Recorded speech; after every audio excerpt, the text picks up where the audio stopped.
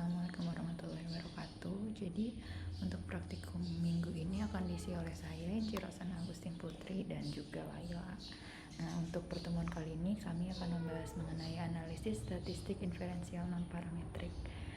Apa sih analisis inferensial non-parametrik tersebut? Jadi di sini ada beberapa konsep uji statistik inferensial. Nah, yang pertama itu perlunya adanya standar error.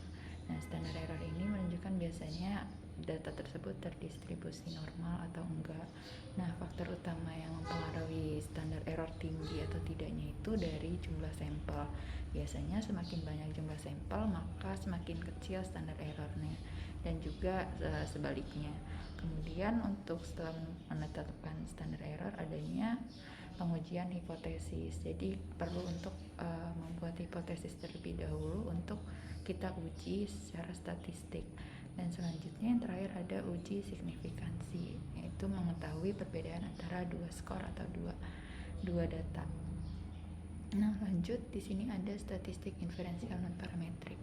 Nah, statistik inferensial ini merupakan teknis analisis untuk menentukan sejauh mana kesamaan antara satu sampel dan sampel lainnya. Jadi untuk mengetahui perbedaan atau tingkat kesamaan dari dua sampel tersebut. Nah, statistik parametrik ini artinya seluruh populasi dalam penelitian harus diperkirakan dari apa yang terdapat dalam sampel atau karakteristik populasi. Nah, selanjutnya ada juga statistik non-parametrik. Nah, statistik non-parametrik ini digunakan untuk analisis parametrik tidak konsisten lagi sehingga tidak terikat atau terbebas dari model distribusi yang sampelnya relatif kecil. Nah, di sini ada analisis inferensial non-parametrik.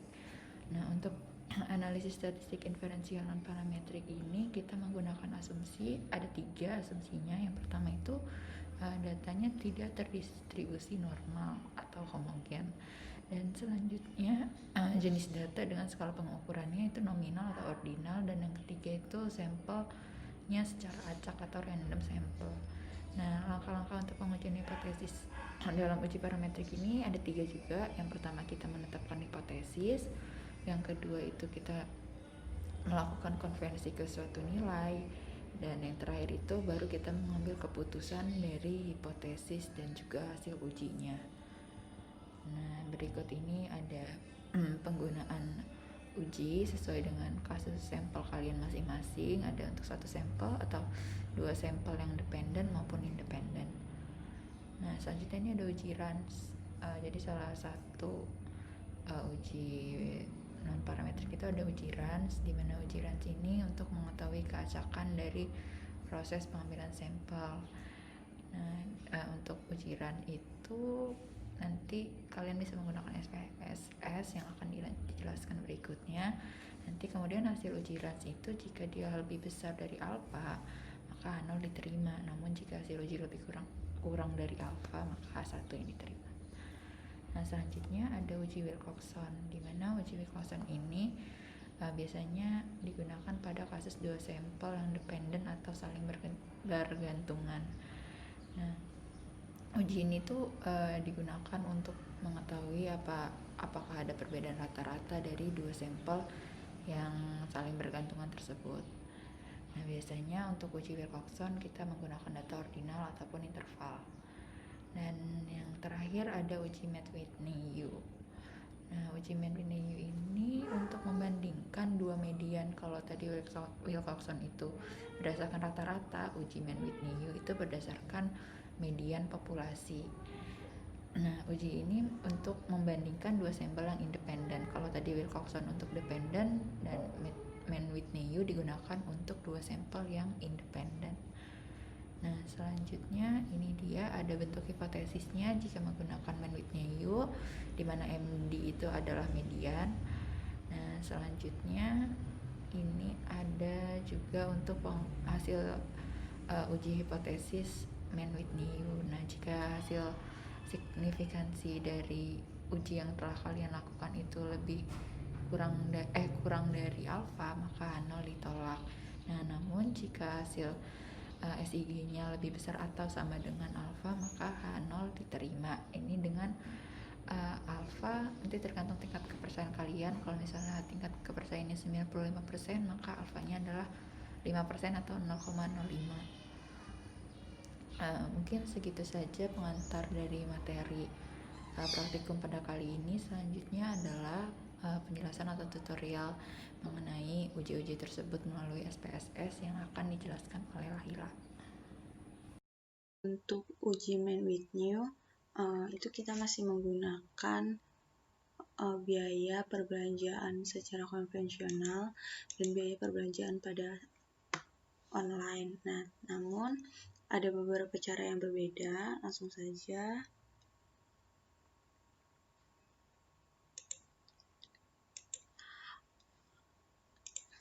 Untuk di SPSS itu kita menggunakan grup dan pengeluaran. Nah, di mana grup di sini itu adalah biaya transaksi. Nah, biaya transaksi baik itu di konvensional maupun di online-nya. Nah, nanti kita jadikan di value-nya kita jadikan seperti ini, di mana value 1 itu biaya perbelanjaan secara konvensional dan value 2 itu biaya perbelanjaan secara offline. Nah, seperti itu. Nah, untuk pengeluarannya itu biaya pengeluaran saja. Nah, langsung ke data view. Data view yang kita gunakan itu kan tadi biaya perbelanjaan secara konvensional dan biaya perbelanjaan secara online. Nah, di sini di grup ini untuk nomor 1 itu merupakan biaya perbelanjaan konvensional. Nah, dari nomor 1 sampai nomor 11 itu secara konvensional. Secara konvensional yang sudah digrupin tadi, yang sudah digrup itu angka 1, dan dari 12 sampai ke 18 itu secara online. Nah, untuk cara kerjanya sendiri yaitu analyze sama non parametric test. Kita ke legacy dialog. Namun kita di sini berbeda untuk memilih two independent sample. Nah, kita kopikan dulu. Untuk biaya transaksi atau grupnya ini masukkan ke dalam grouping variable. Nah, untuk biaya pengeluaran kita masukkan ke dalam test variable list. Kita klik grupnya, define grupnya 1, grup 22 continue, test tipenya main with new, kita klik OK. Nah, akan muncul outputan seperti ini. Ada rank, tabel rank, tabel tes statistik. Untuk menghitung H0 dan H1 itu masih sama seperti tadi, di mana H0 itu diterima apabila SIG-nya kurang dari 0,5, H1 diterima apabila nilai SIG-nya lebih daripada 0,05. Nah, di sini kita lihat bahwa SIG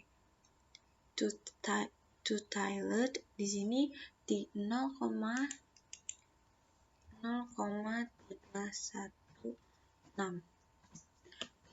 lebih besar pasti daripada 0,05. Jadi yang diterima yaitu H1, yang artinya terdapat perbedaan yang signifikan antara biaya responden berbelanja secara online dengan biaya responden berbelanja secara konvensional. Nah, seperti itu.